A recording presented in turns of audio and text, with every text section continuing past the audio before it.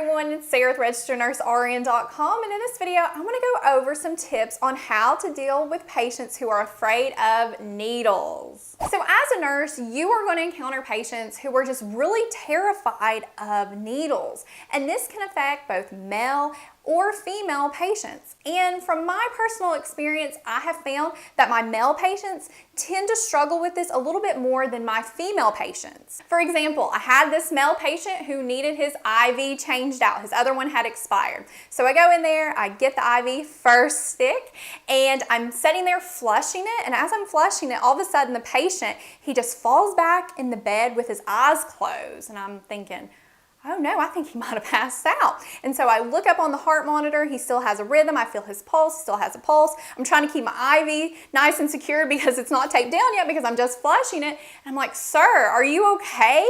And he opens his eyes, he's all pale, and he's like, I'm really sorry, but I'm just super afraid of needles and I should have let you know. And another time I was working at the VA in a clinic drawing blood, and a lot of the patients that we would receive have been in war. They have killed people, they've seen blood and guts, and they've been in really stressful, traumatic situations. And some of the men, before we would actually draw their blood, they would request to be laid on a gurney. And one man absolutely told me point blank, he's like, listen, do not even show me that needle before you stick me, because he just did not want to see it because it made him pass out. So as you can see, this is a real issue that some patients experience.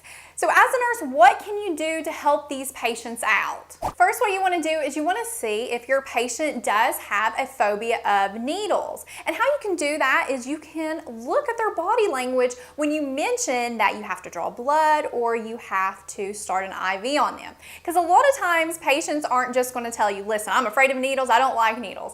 Very rarely will they do that because they don't want to come off like they're weak or something like that.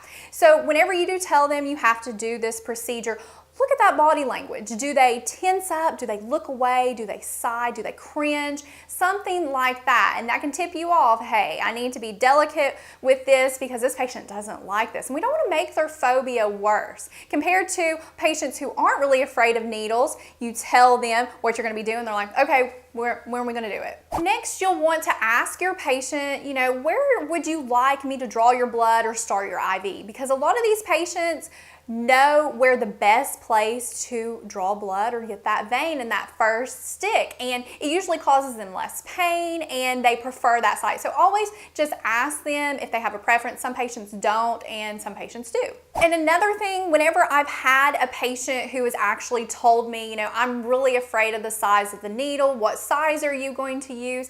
And if in that particular situation I can use a smaller size needle, let's say like a 22 or a 23, because they're not going to be getting blood products or they don't need it for like a special procedure, then I'll let them know, yeah, I'm going to use the smallest needle I can on you. The next size is almost like a pediatric. And I have found that that has helped some patients whenever I let them know that it is a smaller needle. And whenever you're getting out your supplies and you're setting it up beside the patient before you actually stick them, you want to take care and make sure that if the patient is watching you, a lot of times patients who are afraid of needles that are going to look away and not watch you, but the ones who do watch you, you want to take care that they understand that this huge saline flush is not the needle that's going to be poking them. Because I've actually had patients look at me and say, that's the needle, and I'm like, oh no, this is just a saline flush. There's not even a needle on that.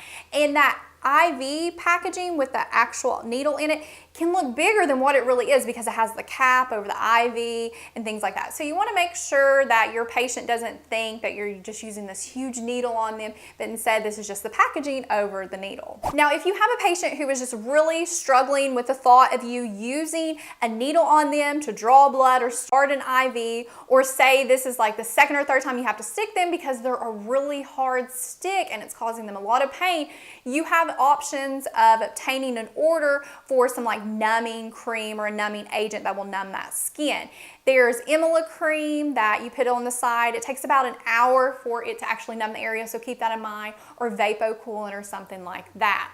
Now, in some facilities that you may have a protocol standing, you can do that, but in my experience, I've only had to do it once and I had to call the doctor to get an order. So you always want to keep that in mind. Now, when it actually comes to giving that stick, your best tool as a nurse is distraction. I have found through all the times I have stuck someone who's afraid of needles, is distraction is my biggest tool, and it helps them and it helps me. So what I do is, as I'm getting my supplies together and I'm cleaning their site, I am keeping them in deep dialogue about something that is interesting to them, not about something that's fluffy like the weather or something just random that you really don't think much about. You just have this automatic response. You want to talk to them about their career, some current event that they're really interested in, have them talking deep to you, because the biggest thing that they're afraid of is that initial stick of that needle. They are anticipating that pain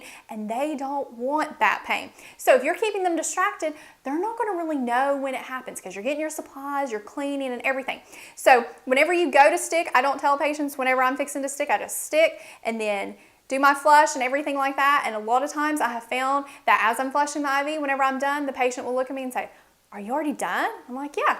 And just keeping their mind distracted helped them a lot. So I really recommend that. So say you do have a patient that passes out like my one patient, or actually screams out in pain while you're poking them with the needle, or they start crying or something like that. You want to validate their feelings and you want to make sure that you have your nonverbal body language under control, because you don't want to sigh or roll your eyes and communicate to them that you think they're just a big baby or something like that, because you can make their phobia worse and make them feel inadequate. So just always make sure that you let them know that, you know, I've had other patients that have had issues with this as well, so you're not the only person. And finally, say that you're a new nurse and you just don't have your IV skills and your drawing blood skills really polished up yet. You still need experience, which is totally normal, because whenever a lot of new nurses start out, they're just not good at IVs or drawing blood until they get experience and they do it day in and day out. And you have this patient who literally does not like needles and they've told you point blank, you only get one stick.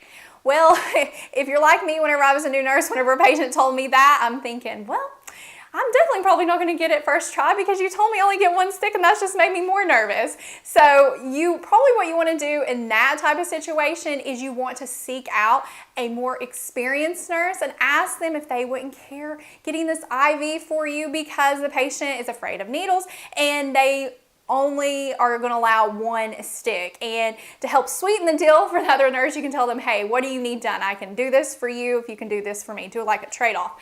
So do that in those type of situations if that does happen.